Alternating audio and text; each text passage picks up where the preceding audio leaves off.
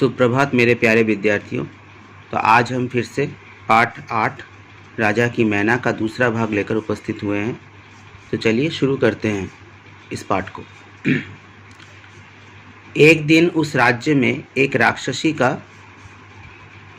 आ गई। राक्षसी का प्रकोप बढ़ते बढ़ते इतना बढ़ा कि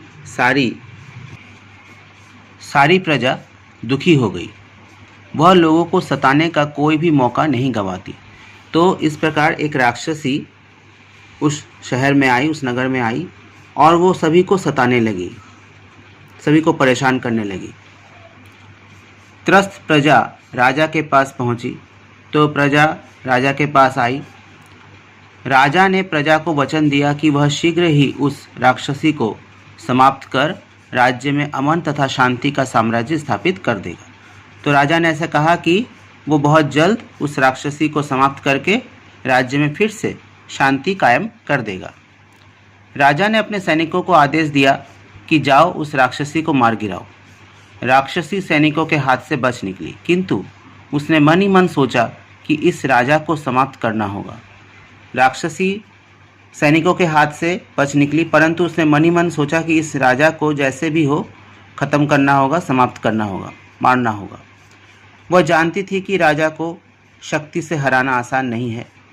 उसने राजा की कमज़ोरी का पता लगाना शुरू कर दिया। कोई अगर ठान ले तो क्या नहीं हो सकता। इसी प्रकार राक्षसी ने भी राजा की कमज़ोरी ढूंढ निकाली। ढूंढते ढूंढते राक्षसी को वह ऋषि मिल गए जिन्होंने राजा को वह मैना उपहार में दी थी। तो राक्षसी को ढूंढते ढूंढते वो ऋषि मिल गए जिन्होंने वो मैना राजा को उपहार में दी थी।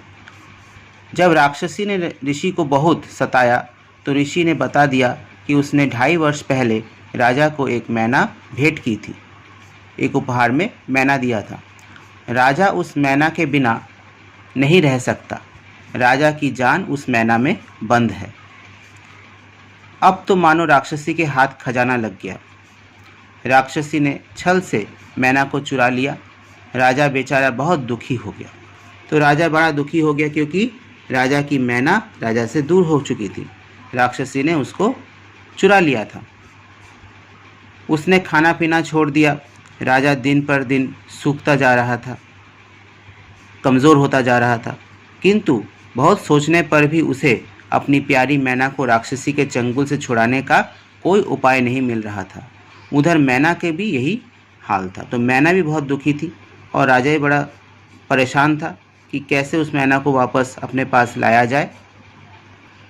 राक्षसी राजा से बदला लेने के लिए मैना को खूब सताती। तो राक्षसी भी उस मैना को बड़ा सताती थी, परेशान करती थी, अत्याचार करती थी। दुखी मैना राजा को याद करके खूब रोती। राजा ने सोचा किसी न किसी तरह तो मैना को छुड़ाना होगा। मेरी ही वजह से मैना की ये हालत हो रही है। राजा ने अपनी सभी शक्तियों का प्रयोग करके उस जगह का पता ढूंढ निकाला जहां राक्षसी ने मैना को छिपाया था। तो जहां राक्षसी ने मैना को छिपा रखा था उस जगह का पता लगाया। उसने सोचा जब तक मैना राक्षसी के कब्ज़े में है तब तक राक्षसी को मारना संभव नहीं है।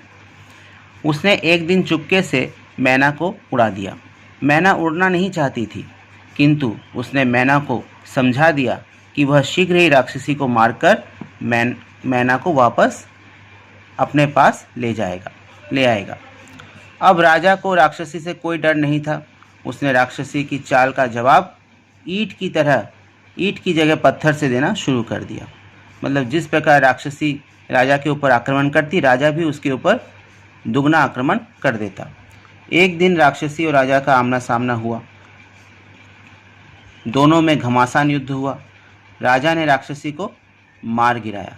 चारों ओर राजा की जय जयकार होने लगी। तो इस प्रकार दोनों में युद्ध हुआ, राक्षसी और राजा में युद्ध होने लगा और अंत में राजा की जीत हुई। राजा ने राक्षसी को मार गिराया और इस प्रकार चारों ओर राजा की जय जयकार होने लगी। प्रजा फिर से खुश हो गई।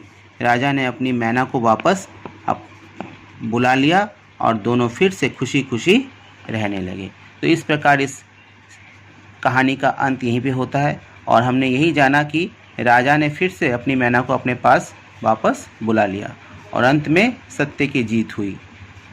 क्योंकि राजा बड़ा ही शांतिप्रिय और अच्छा राजा था। वो दूसरों के बारे में सोचता था, दूसरों की चिंता करता था, इसीलिए उसकी जीत राक्षसी के साथ युद्ध करते हुए हुई और उसने राक्षसी को मार गिराया और मैना को वापस अपने पास बुलाकर फिर से दोनों खुशी खुशी रहने लगे। तो बच्चों, इस प्रकार हमने ये पाठ पूरा पढ़ लिया है और आप लोग इस वीडियो को अच्छी तरह से देखें, सुनें, समझने की कोशिश करें और जब डीसीसी क्लास होगा तब हम लोग और थोड़ा इसके ऊपर चर्चा करेंगे, थोड़े बहुत प्रश्न पूछे जाएंगे। तो आप लोग सभी इस पाठ को अच्छी तरह से इसका वीडियो देखें, ठीक है सर। तब तक के लिए आप सभी सुरक्षित रहें, अपनी पढ़ाई करते रहें। सभी को बहुत बहुत शुभकामनाएं। धन्यवाद।